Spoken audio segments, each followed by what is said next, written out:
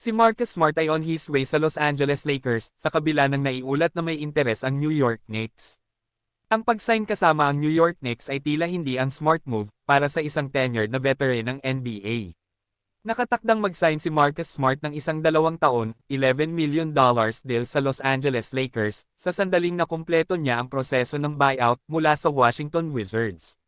Dadalhin ni Smart ang kanyang defensive talents bilang Lakers na pinangunahan nina Luka Doncic at LeBron James na seek to avenge sa pagkatalo sa last season sa opening round ng playoff ng Western Conference.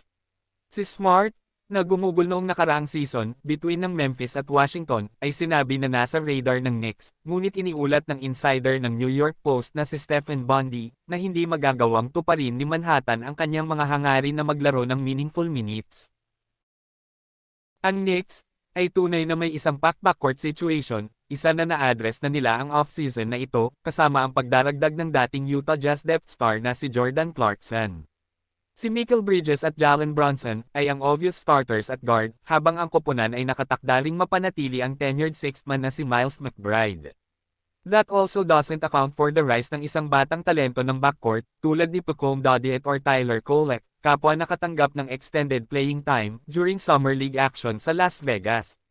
Ang depth ng backcourt ng Lakers, in comparison, ay mas thinner, kasama si Gabe Vincent na ang most prominent name on the ledger.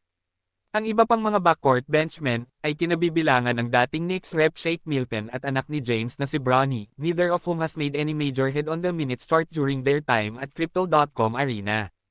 Kayo, ano masasabi nyo dito mga kabasketball?